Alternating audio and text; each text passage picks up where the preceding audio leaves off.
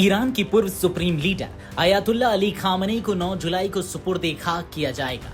Khamenei के जनाजे में शामिल होने के लिए कई देशों के दिग्गज पहुंच चुके हैं और कईयों के आने की संभावना है। उनके पार्थिव शरीर को ईरान और इराक के 5 प्रमुख शहरों तेहरान, कोम, नजफ, करबला और मशहद में ले जाया जाएगा। इस दौरान करोड़ों लोग अली खामनेई के दर्शन करेंगे। दावा किया जा रहा है कि सिर्फ तेहरान में इस दौरान 1.5 से 2 करोड़ लोग पहुंचेंगे, जबकि पूरे देश में कार्यक्रम के दौरान 2 से 3 करोड़ लोगों के शामिल होने के दावे भी किए जा रहे हैं। देश भर से आने वाले लोगों के लिए परिवहन और ठहरने के लिए ईरान इंतजाम करने में लगा हुआ है। ऐसे में सवाल उठता है कि अली खामनेई की आखिरी विदाई में कितने करोड़ खर्च होंगे। ये सवाल उठना भी इसलिए लाजमी हो जाता है क्योंकि सूत्रों और खबरों की माने तो खामनेई के जनाजे के लिए 5 करोड़ रोटियां भी बनाई जा रही हैं और विदेशी नेताओं को स्पेशल फ्लाइट से तेहरान बुलाया जा रहा है। हालांकि अली खामनेई के अंतिम संस्कार के लिए कोई आधिकारिक आंकड़ा जारी नहीं किया गया है, लेकिन मीडिया रिपोर्ट्स और अनुमानों के अनुसार इस पर हजारों करोड़, तकरीबन 10,000 करोड़ से लेकर 25,000 करोड़ तक का खर्च आने का अनुमान है। अली खामनेई के अंतिम संस्कार में ईरान इतना भारी भरकम खर्च करने उस वक्त कर रहा है जब युद्ध के बाद वो इतिहास के सबसे बड़े आर्थिक संकटों में से एक का सामना कर रहा है। मार्च 2024 में एक अमेरिकी डॉलर लगभग 6 लाख रियाल था, जबकि 2025-26 में यह बढ़कर 14 लाख रियाल प्रति डॉलर तक पहुंच गया है। ईरान में आर्थिक दबाव इतना बढ़ गया है कि ईरान को 1 करोड़ रियाल का नोट जारी करना पड़ा, जो देश के इतिहास का सबसे बड़ा मूल्य वर्ग का बैंक नोट माना जा रहा है।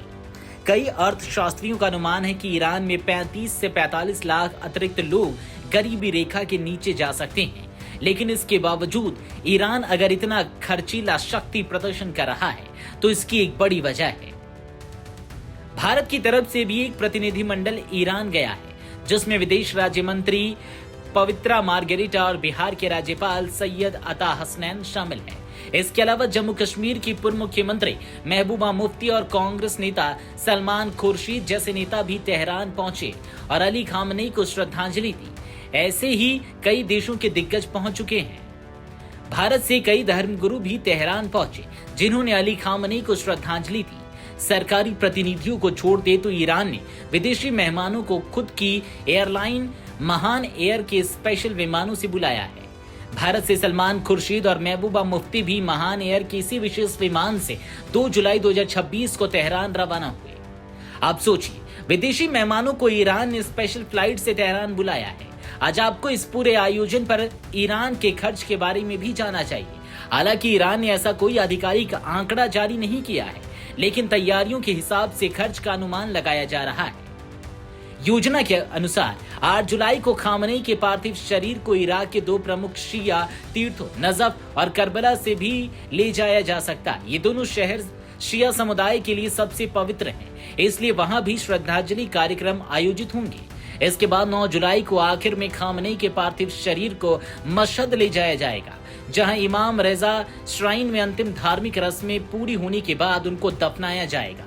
यह शिया मुसलमानों के सबसे पवित्र स्थलों में से एक है। ईरान खामनेई की मृत्यु के लगभग 4 महीने बाद उनके अंतिम संस्कार के कार्यक्रमों की शुरुआत 4 जुलाई से कर रहा है। इसके पीछे भी ईरान की बड़ी कूटनीति छिपी है।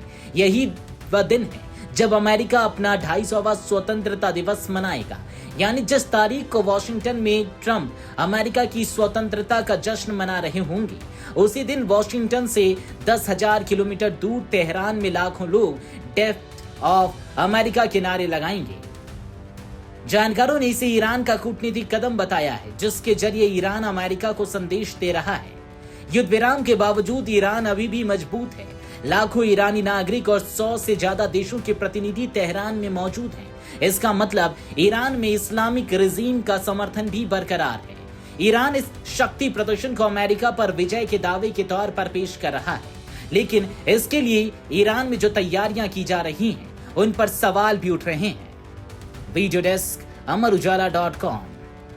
अगर आप ये वीडियो YouTube पर देख रहे हैं तो हमारे चैनल को सब्सक्राइब कर बेल आइकन दबाएं और Facebook पर देख रहे हैं तो हमारे पेज को लाइक करें।